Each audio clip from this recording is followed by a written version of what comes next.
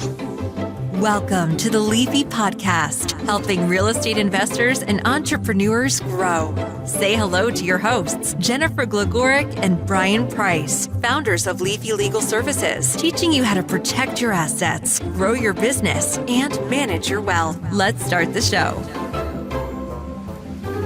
Hi, everyone. Welcome to Leafy Podcast. Thank you so much for being here with us today.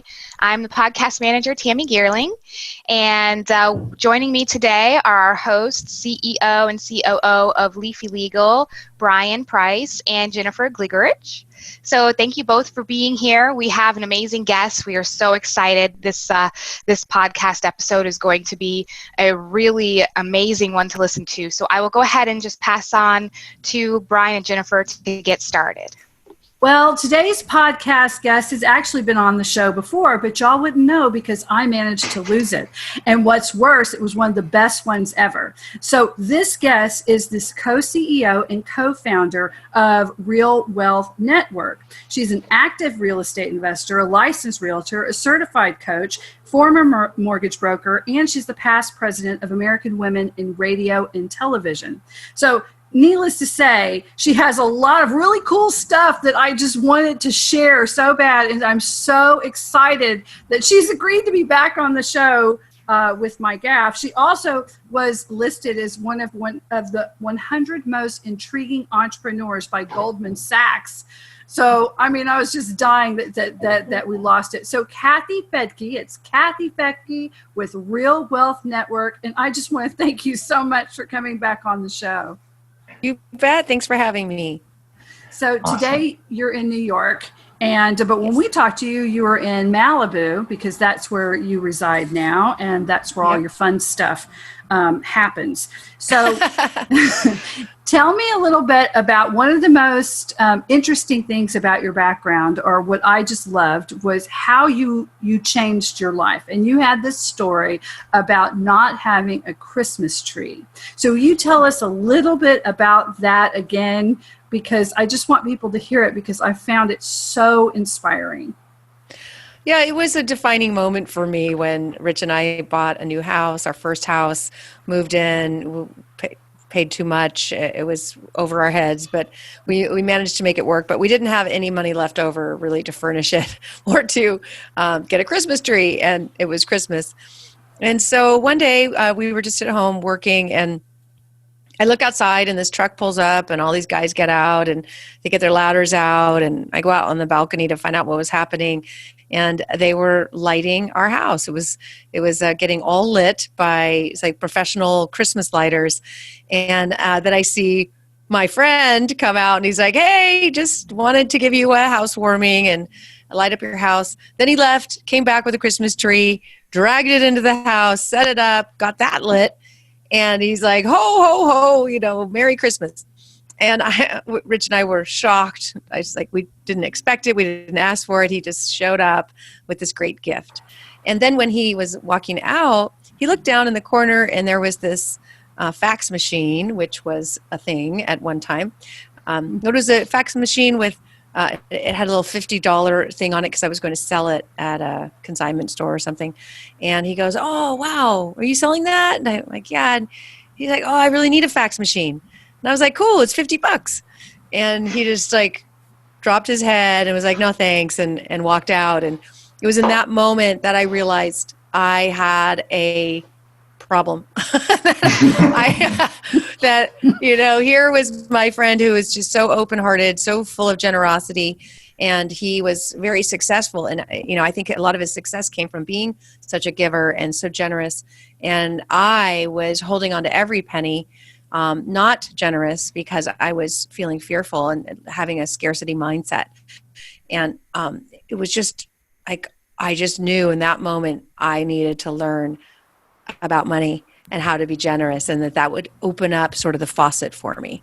Mm-hmm. Yeah, that's such an amazing story, because I think it shows a lot of people we all kind of have a tendency to live in scarcity, and to be able to learn that early on is great, because I think a lot of times some of us don't even learn it at all.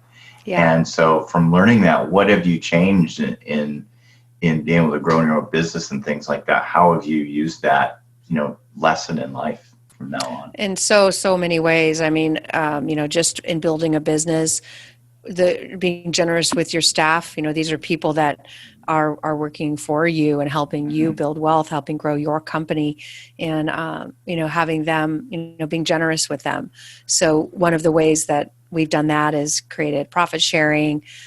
We have kind of created a sort of environment where they can thrive and they can grow. We'll pay for their education if they want to learn something or do something. We helped one of our employees actually. She really wanted to travel the world, and I said, hey, if you can just bring your laptop with you, I don't care where you are. Yeah. So she's been traveling for 2 years, working in coffee shops around the world, but getting the job done. So again, that's just one way it shows up. I think it shows up with how we help our members build wealth. So I have always, for one, when I started raising money for real estate deals, I kind of walked into a world that was very dominated by men. I was the only woman in the room for years, and being the only woman, I was able to ask questions because a lot of men don't know how to do that. I think they're allergic to it. So I would sit in the room and say, wait, stop. Why do you do it that way? And why not do it this way? And have you ever thought about that? Or when they say, oh, you can't give your investors more than 8% because if you do, they won't trust you. I'm like, yeah, but there's a huge profit on this and they're putting up all the money. That doesn't really make sense. That's not fair. I want to give them more because they deserve more. And it was kind of like breaking the rules. But I looked at, like, if you keep your investors happy and you give them a good return, they're going to come back, right? Yeah. So one would think, yeah. Yeah, right. So anyway, it's just kind of across the board. The more you can give, the more I think you do receive. Do you feel that your background, because you were on a news network, didn't you work in journalism? So were you just more comfortable of asking questions to people? Do you think that helped as well? Or yeah, for sure. Yeah, my background is in investigative reporting. I have a degree in communications at San Francisco State and worked in CNN and Fox and ABC's newsrooms. And yeah, it's all about the question. Then I also took a coaching class, professional coaching for business and personal life. And that was a very interesting training that kind of goes along with being a reporter. You have to really know how to ask the right question. But this was really just in life, almost having everything you do be a question. Once you're not asking the question, then the door's kind of shut. So I just had that last week. We had our leadership meeting with our company, and some people would bring up ideas and they were kind of immediately shot down. And I was like, whoa, no, not in our room, not in our meetings. I want to hear questions. I don't want to hear why it's not going to work. I want to hear why might that work, or tell me more. So yeah. The questions are powerful. Yeah. I agree. How do you get to the right question for people when you're asking people questions? How do you kind of get to the core of what you're trying to look for? I mean, that's a great question right there. Getting to the core that's the key to it, right? That's the key, is like, what are we trying to do here? What are we working towards? And one of the questions that we ask almost constantly is, what is is this an issue? We're doing EOS right now, which is a great way to run a business. It's through Traction, and I'm sure you've heard of it. But, there's this process of kind of working through issues within a company. And a lot of times people just get sidetracked and they just want to talk about stuff that isn't that important, but important in the moment, but not the most important thing to talk about. So your whole meeting is talking about, I don't know, the lights at the last event. Were they blue or pink? I don't know. It doesn't matter. What matters is this the most important issue that we should be talking about? And then as we're talking about that issue, it's like, is this really an issue? I'm telling you, it seems so simple, but then everybody kind of comes back, well, like, what is the issue? Oh, it's just this. Okay, great. What's the solution? Oh, okay, great. Then move on. Yeah. I think we see that in everything right now. We see it on politics. We see it on reporting now, but we also see it like with real estate investors, people that hear something, oh my God, we're going to go into a great recession. And then they obsess more about a what if that hasn't even occurred rather than, well, what can I do right now? Because now is actually, I believe, a very good time for investors to get into the market because, especially if they're in multifamily and other types of investments that do weather recessions fairly well. What do you think about that, from what people hear as opposed to what's actually like on the street, like what you're seeing? It is such a balance. It's people who are younger don't have the scars that some of us have from 2008. It was a really hard time. There's a lot of people that got into real estate after that, and they've only seen an up market, and good for them. That's awesome. For those of us who kind of got wiped out, every time there's even talk of a recession, it's terrifying because when you're closer to 50 or in your 60s, you can't afford to lose anything. You don't want to start over. So for some people, I think we have a large generation today, 10,000 people, 65 every day, an aging population, and the thought of losing any money is absolutely terrifying. So they do want to stay on top of things, and it is important. But again, just depends on who you are. If you're just starting out, you have more that you can lose, and not that anybody wants to lose, but you can recover. Older people can't. So that just comes down to picking investments that can, like you said, can survive a recession. And that's one of the things that we were helping people with in 2006 is repositioning their assets so they could ride through the recession and not feel it. And the people who kind of followed that plan actually made more money during the recession. What can you share with us any of those tips or any that might be appropriate now? Yeah, of course. I mean, the market is changing, and that's important to understand.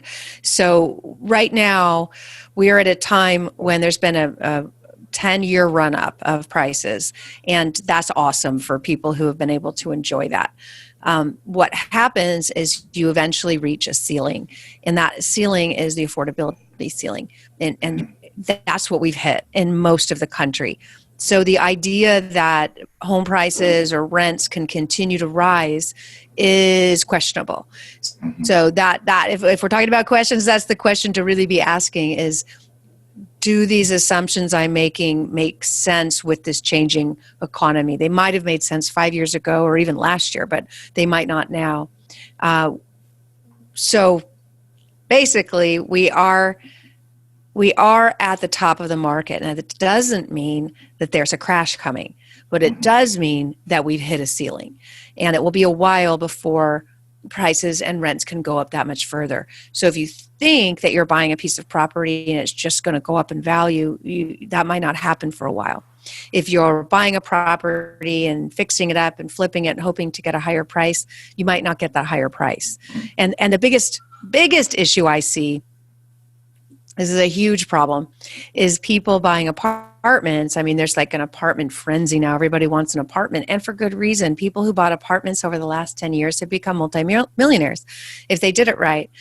So, I mean, if you sat with somebody who just bought 3 apartments and sold them for millions more than they paid, of course you're going to want to do that.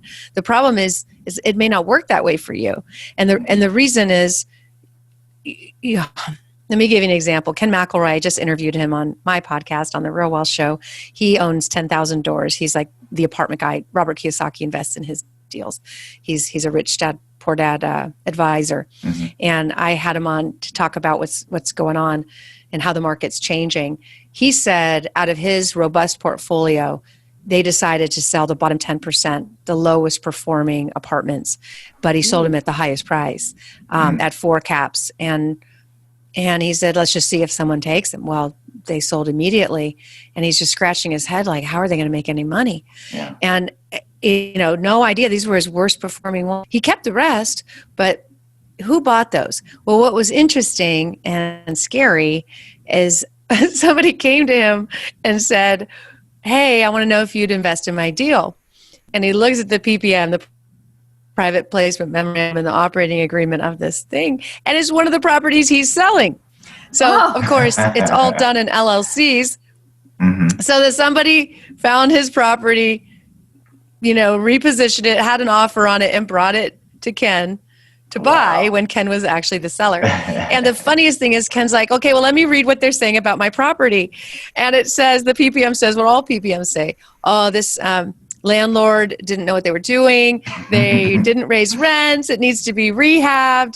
And we're going to raise the rents and we're going to make all this money. And he's like, they bought it at a 4 cap. I just renovated it. I already pushed rents as high as they could possibly go. We tested it. Believe me, I'm the pro. I'm the one who wrote all the books on it. Already pushed rents, already renovated. There's nothing more to squeeze out of this thing. So that's what's kind of happening. And it's a little scary that people think that this gravy train will go on forever. I don't see a cliff coming. We're not going off a cliff. There's not going to, we're not in that same kind of market. But what we are in is kind of probably a flat and stabilized, boring market for a while, which means you just got to really be smart, really look at fundamentals and know what you're doing.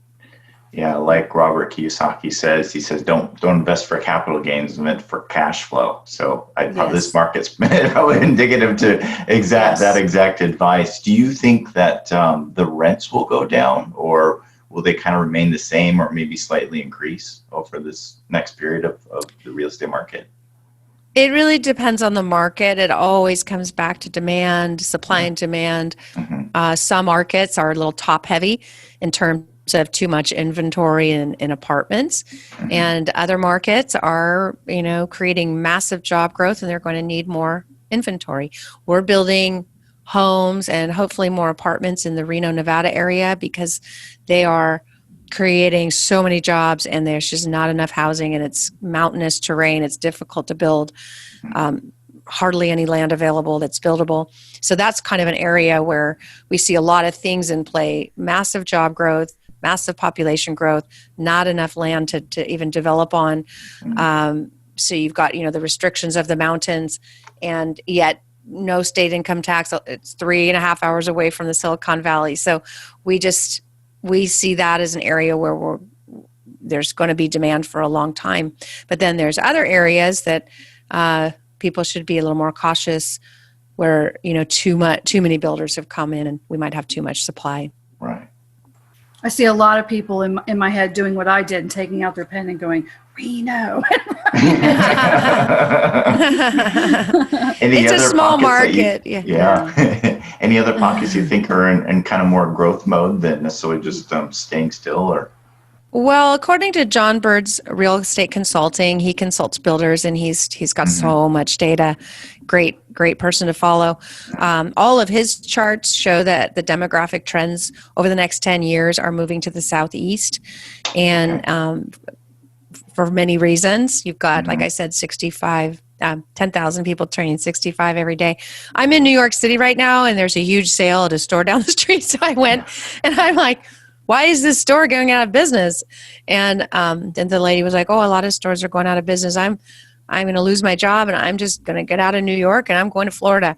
So it was really interesting to just be kind of in the changing room hearing this conversation real time when this is what I'm seeing on charts is basically, certain areas like New York and San Francisco that it's just not a lifestyle people can afford. Most people, there are some that can, but most are saying, I can't do this anymore. And they're moving. So the fastest growing part of the U.S. right now, for sure, is between Orlando and Tampa. If you can't deal with Florida, I like Florida. I believe you can get the right insurance. And if you're inland, you don't have to worry too much about the hurricanes. But if that's uncomfortable, there's Atlanta, there's, Birmingham, Huntsville, Tennessee, Memphis, Nashville. These are all areas that, Charlotte for movement towards those areas. And Texas too. But Dallas and Houston have, prices have gone up quite a bit. So I don't know that there's much more room for growth there, but I think there'll be cash flow and demand for a long time. Okay. Yeah, I hear Seattle may be on the cusp of also kind of a decline as well, with the massive Yeah. growth with Amazon and all those big guys up there and Microsoft. I think that they're probably in for a slight decline as well. I know a number of people that are getting out of their real estate up there as well to kind of hold, get their winnings, and then kind of wait for it to come back down. Absolutely. I mean, John Burns Real Estate Consulting shows the Northwest as the slowest growth. It was like 0.5% or something. It was at the bottom of the chart. Mm-hmm. So if you're just following those fundamentals, I wouldn't go anywhere near the Northwest. Yeah. But with that said, I'd be terrified too if I was in Seattle. You've got all these behemoth companies that are no longer welcome. They're getting taxed and accused of being the reason there's not affordable housing. So they're like, okay, we'll go. And they are, they are. So they're moving out to other areas that welcome their business. And that's what, unfortunately, Californians don't, the California legislators don't understand either that, if you're mean enough to businesses, they'll just go away. Yeah. I don't want to stay in that environment. Yeah, I remember, I'm originally from the Seattle area, and I remember when Boeing was huge. It was before Amazon, so I'm dating myself. But it was interesting because they kept threatening to move, and finally one day they moved their headquarters to Chicago because they were giving them breaks that Seattle wouldn't. And, it's unfortunate that a lot of these governments don't really realize that they're hindering business that can hinder a lot of things, especially real estate. Yeah, but it goes hand in hand, I think, with social issues too. I was just in San Francisco back in February, and so I'm in the best part. My best friend is a boutique hotel consultant, so I'm right there at the Hotel Triton, which is right next to the China Gates. We were there to see the New Lunar Year Parade, which is the 8th largest parade in the world. So like this great area, financial district, and we're walking around, I'm having a blast. And then it's like one line, I'm like, look at these glorious houses and the architecture. And then the very next street, it was like a war zone. Mm-hmm. And I would think to myself, how did you guys get the short end of the stick one street over? Because then we're talking to someone, they're like, yeah, we're afraid to walk out of the house. I have to get the kids out, and there's needles and there's things, and I don't want to get sick, and I don't want the children to get sick. And so at one point, and she goes, you can't be mean to anyone, or you can't try to get them away, because then you're accused of being mean to homeless people. And so there's all this social problem, and I'm like, golly. And she goes, and you can't leave the house. Nobody's going to buy on our street now. So we're prisoners here. That's what the lady said. We're prisoners here. And I thought, golly, the city needs to do something. The last thing you want is homeowners who invest and want it, to feel like they're prisoners there. But yet you have to worry about other things. So there's a lot going on in some cities that need to fix it, Oh, it's a big problem, and it is. I could go on and on about that. We've got a huge homeless problem in California. Yeah. So I'm not sure how to fix that, but letting people just live on the streets and defecate on the sidewalk probably not the solution. No, there's other solutions. There's other solutions for that too. Yeah. But let's move on to something that will help investors now. You were talking about a financial opportunity before, and so I want to make sure we get this. Oreos. Can you talk a little bit more about that, what that is, and how that's a unique opportunity? Sure. Well, basically it means other real estate owned by the bank. So people call them Oreos, but it's really supposed to be Oreo, but then you think you're just going to want to eat it. So it's confusing. But my favorite cookie, by the way, I don't know. I just love it. But so basically that is when a bank forecloses and takes that property back, they get their full insurance on it, and then they could kind of just sell it for whatever. So we had, an incredible opportunity 10 years ago to buy lots of those. The banks were just absolutely flooded with properties they had to take back. We were buying land for 10 cents on the dollar, and foreclosed subdivisions and foreclosed homes. I mean, it was truly felt like the rug had just been pulled out from under the economy. And for those who could kind of catch themselves in the free fall, it was pretty amazing and scary, all of that. But But today we have the lowest foreclosure rate. It's just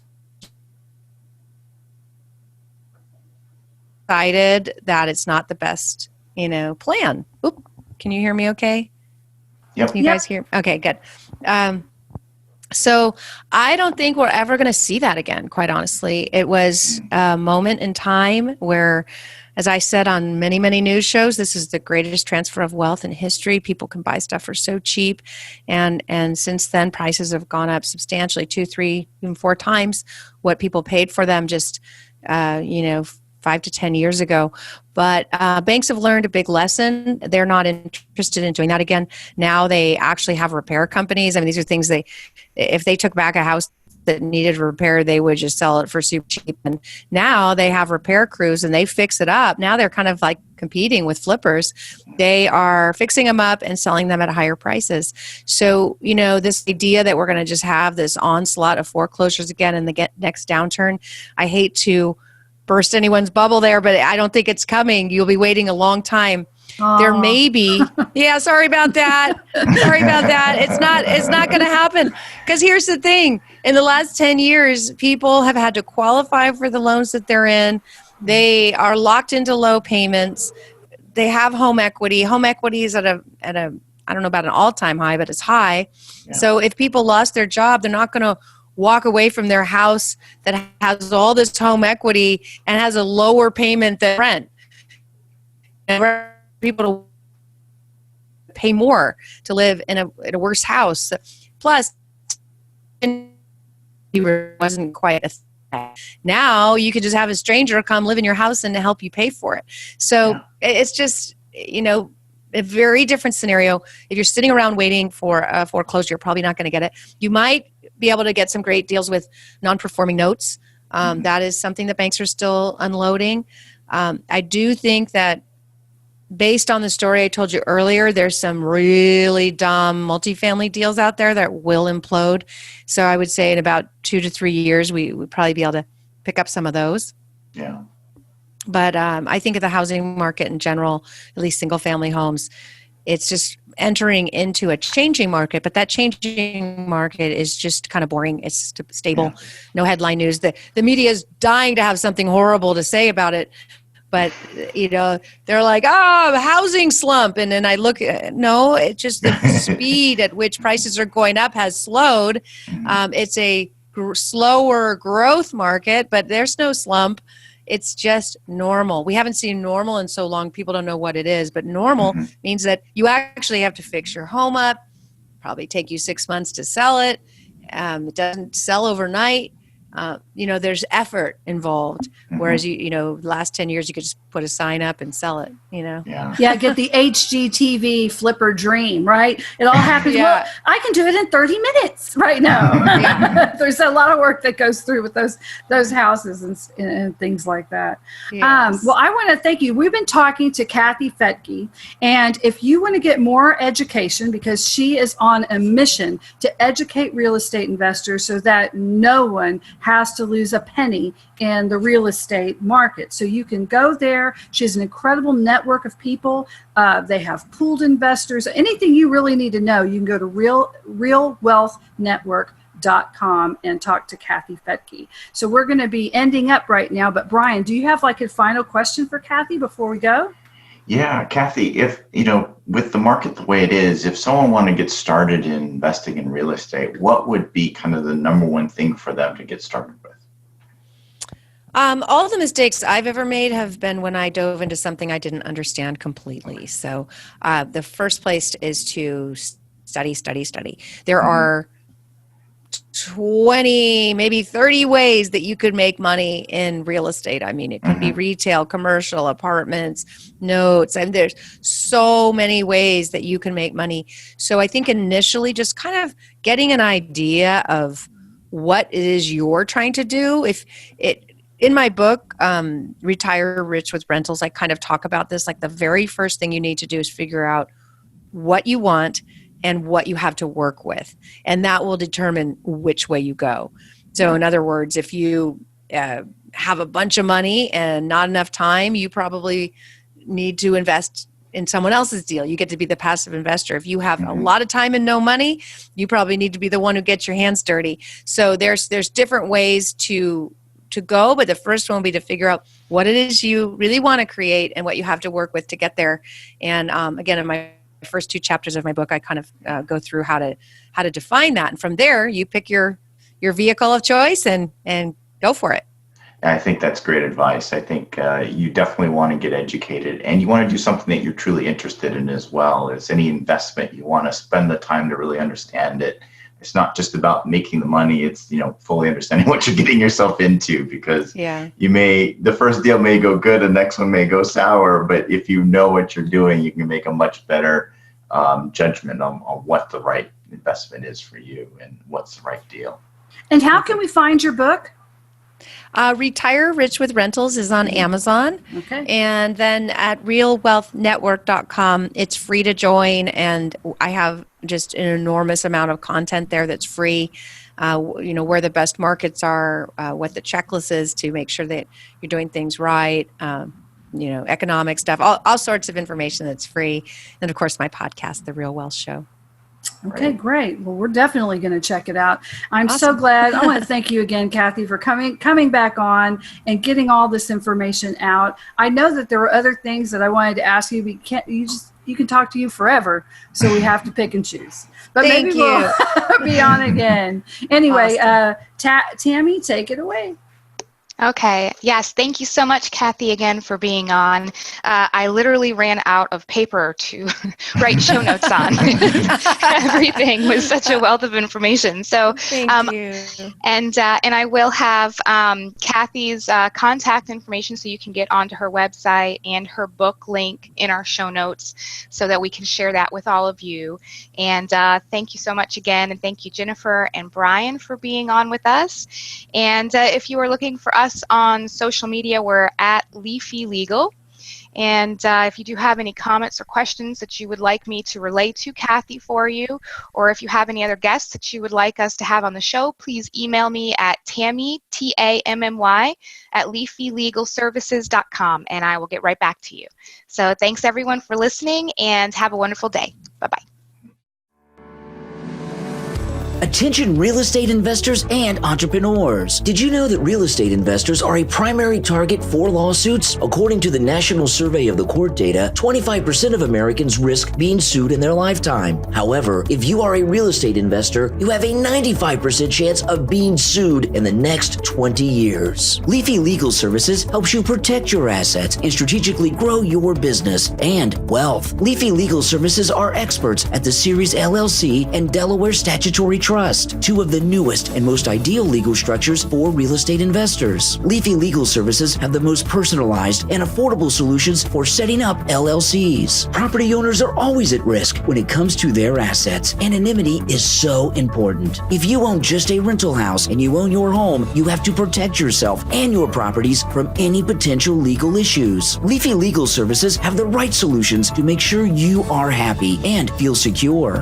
They offer cost-effective documentation that suits their clients' needs. For a free consultation and ebook, visit leafylegalservices.com. They are waiting to hear from you. leafylegalservices.com. Follow us on Facebook, Twitter, and Instagram. Don't wait. Take action now. LeafyLegalServices.com. Protect your assets, grow your business, and manage your wealth.